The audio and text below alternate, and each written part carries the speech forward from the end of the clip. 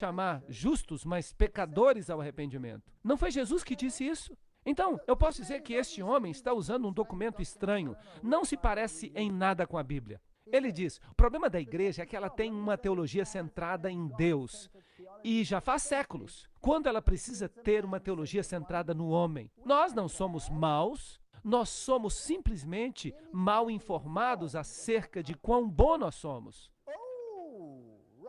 Vejam que declaração fascinante de Robert Schuller. Seria um insulto à integridade de qualquer ser humano chamá-lo de pecador. E eu que pensava que quando o Espírito viesse, ele nos convenceria a todos do pecado, da justiça e do juízo. Jesus sabia disso. Ele teve muito sucesso ao alimentar a sua autoestima.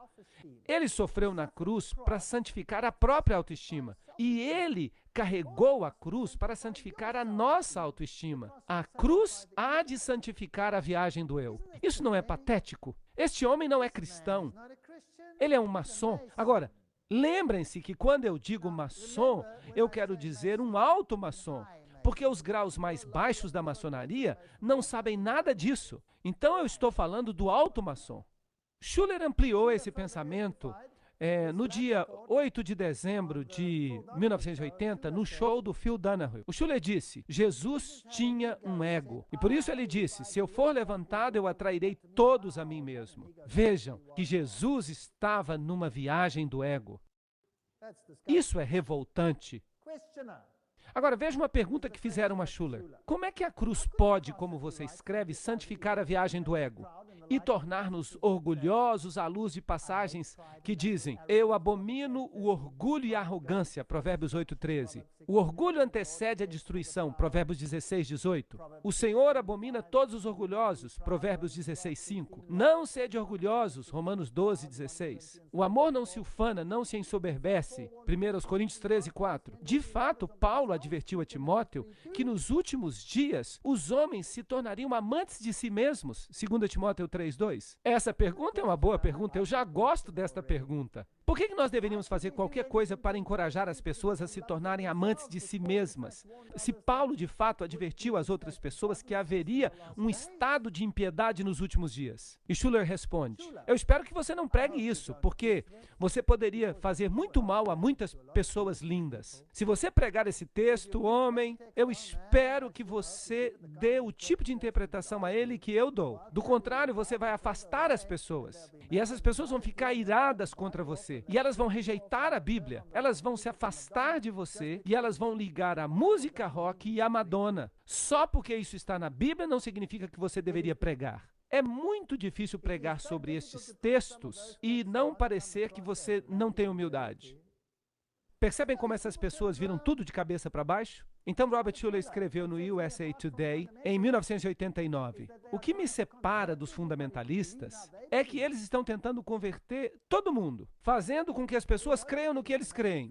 E nós sabemos que há algumas coisas em que todas as religiões concordam. E nós enfatizamos estas coisas sem ofender aqueles que têm pontos de vista diferentes. Esta é uma citação do USA Today. Schuller disse, quando nós sabemos que já fomos redimidos, nós reconhecemos que nós fazemos parte da família de Deus. E nós, então, ficamos prontos para sonhar esse grande sonho divino de construir o reino de Deus no mundo.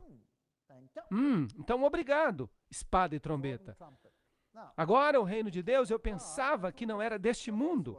Vocês não pensavam assim também? E Robert Schuller disse depois do seu 1000º programa, quando ele foi parabenizado pela Madre Teresa, ela ainda estava viva naquela época, ele disse que Billy Graham também o parabenizou, S. Scott King o parabenizou, Martin Luther King, todos os presidentes vivos dos Estados Unidos e também Sammy Davis Jr., que era satanista. Todos eles o parabenizaram. E ele disse, o que nós precisamos é positivizar as palavras que têm uma conotação negativa. Não há dano maior que possa ser feito do que ficar falando da condição pecaminosa e perdida do homem. Mas eu quero dizer uma coisa para você, se o homem não perceber que ele está numa condição pecaminosa e perdida, então ele não vai precisar de Salvador, então ele vai estar perdido mesmo.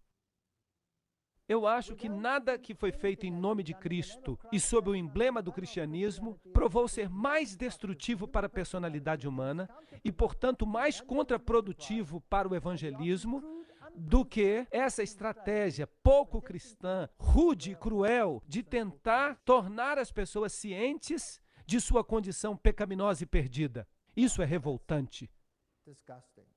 Bem, mas ele ainda vai mais longe do que isso. Vamos ver o que realmente ele é. Ele diz, os mantras mais eficientes empregam o som do M.